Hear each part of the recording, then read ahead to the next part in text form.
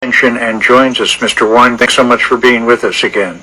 Thank you very much, Scott, for having me, and greetings to all the listeners. How are you doing? Well, I'm still alive, that's all I can say. How were you and your supporters treated in prison?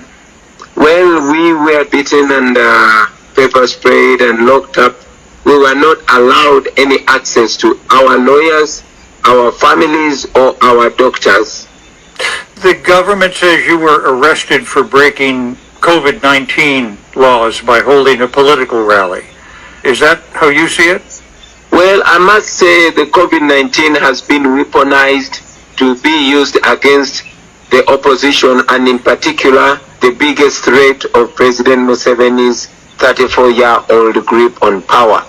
While President Museveni goes around the country holding processions and holding big rallies, he is not allowing us to reach out to the people. The venue that I was holding my campaign meeting, I was led there by the police. You say police led you to the scene of this rally. Do you think you were set up? Well, I know that Museveni is so scared of the support that we have, the support that I personally have. He has been challenged so much because wherever he goes, he has to pay young men and women to put on t-shirts and put an image of support. And unfortunately, on this side, wherever I show up, masses and masses of young people show up following us. And these people are being tear-gassed and targeted with live bullets. The BBC and independent local journalists say that a number of your supporters were apparently killed by government forces who fired into the crowd. Do you have a message for your supporters at this moment? First of all, I send condolences to the families that have lost loved ones. I've been informed as soon as I was out of jail that more than 37 young men and women were shot and killed in cold blood by the regime forces.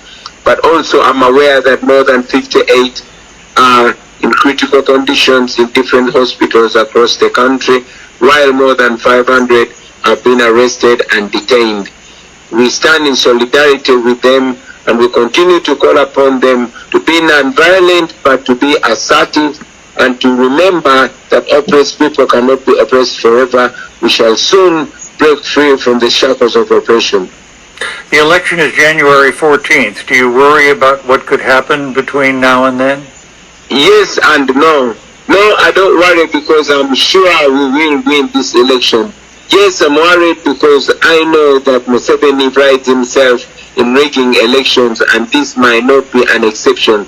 That is why I call upon all Ugandans to guard their vote, but also call upon international community and international media to keep their eyes on the people of Uganda, because this seems to be our last shot at liberation.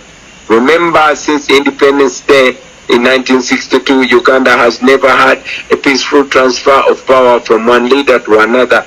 That is what we long for, and that is what we are sure we are going to get if the entire world stands with the people of Uganda. Activist and musician Bobi Wine, who is continuing his campaign for president in Uganda. Thanks so much for being with us, Mr. Wine. Thank you, Scott. Wabula kyammanyi kati yo seeri waatudde wababiridde kyammanyi ddayipa zaayo seeri